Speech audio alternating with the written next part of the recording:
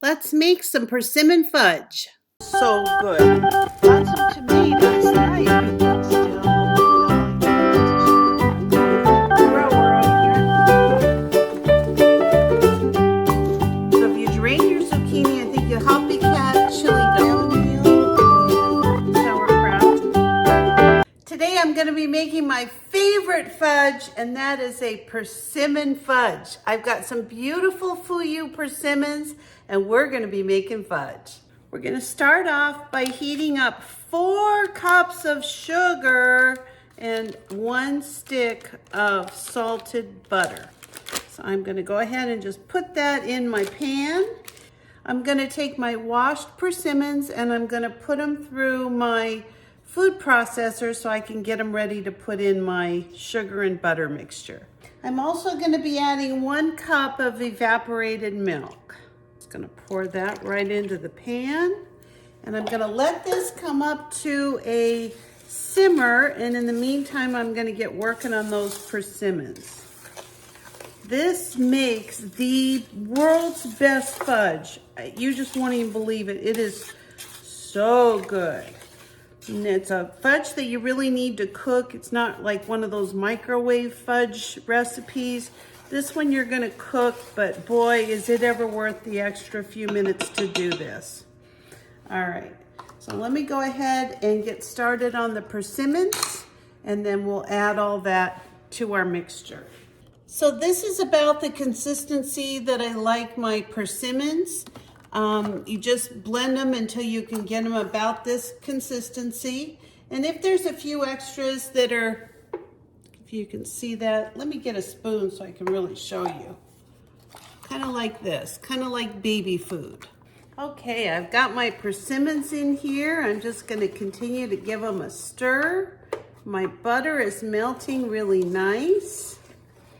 And this just looks beautiful. This is such a pretty fudge that comes out. So at this point, everything's looking nice. It's coming together. Now you're going to have a few chunks in there. It's just the way it works with the fuyu persimmons, because these persimmons I don't peel. So it's like putting apples inside of a food processor, but it's just going to add to the flavor. It's going to be great. So at this point, I'm going to put just about 1/8 of a teaspoon of salt. I'm just going to do kind of a pinch of salt. Just like that. And at this point, I'm also going to add my cocoa. Now, because this is a persimmon recipe and not a cocoa recipe, we're not adding our traditional cocoa amount. We're only going to be adding a tablespoon of cocoa.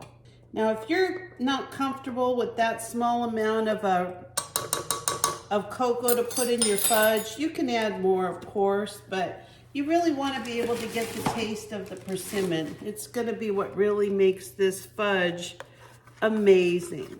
We're going to let it boil. We're going to add our thermometer, and we want to get it up to the soft ball stage. So let me just continue to stir this down, and I'll show you how it comes out as soon as we get to that next step of cooking. This is really starting to smell delicious. And so I'm just going to continue to stir it. And unfortunately, my candy thermometer broke. So I do have this other thermometer. It is not a good one, but I'm going to use it. And we're also going to test when it gets up to temperature. We'll test the soft ball stage, and I'll show you how to do that. It's really easy. My mom never had a candy thermometer. She always did the, putting the little ball of candy in the water to see if it was done. Okay, my fudge is just starting to come up to a simmer. So I am going to leave this little thermometer in here. And as soon as it's really boiling good, I've got it on medium. I am just going to let this go until it gets up to temperature. We're not going to continue stirring it. It won't burn. Everything will be fine. We need to wait until it gets up to 240 degrees, and then we're going to test it for the soft ball, and then I'll show you the next step before we let it set. So while I'm waiting for that to come up to temperature, I'm gonna go ahead and butter a 9x13 glass pan. And I use a lot of butter, I always do. I just feel like it's one of those things you don't want your fudge to stick to the pan. And then I can use my glove to kind of work this butter all around the pan. And I wait until the butter's kind of soft, like sometimes I actually just stick it in the microwave for 15 seconds just to get it soft enough to get all over the pan. So I've got my fudge up to 240 degrees, so let me show you what I do.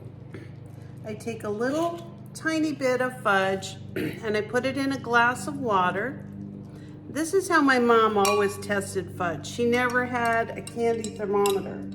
And then she would pull the fudge up on the spoon like this. And then just kind of roll it around in her finger to see if she could get it to kind of hold the shape of a very soft ball. And as you can see, that's where we've got it.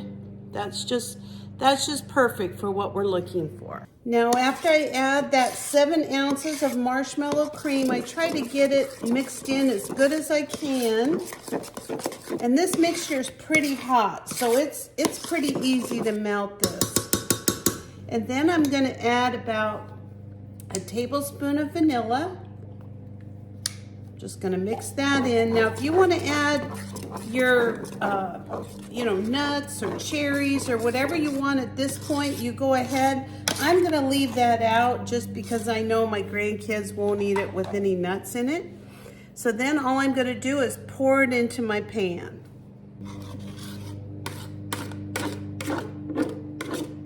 All right, and then I just kind of always do a little swirly design. That's what I do. And there you go. Persimmon fudge. Now I have to let this set for about an hour. So I actually put mine in the refrigerator, but I need to let it cool a little bit first. But this is basically how you make persimmon fudge. This is one of the best fudge recipes there ever was. It's so good. Those persimmons give it just an amazing flavor. So if you like persimmons as much as me, give this fudge recipe a try. You will not be disappointed. Make sure that you can get that up to 240 degrees for your softball stage, and your fudge will come out perfect. So I hope this was helpful. I hope you enjoyed this video. If you did, give me a like, a thumbs up, or ring the bell for future notifications, and I'll see you next time. Bye-bye.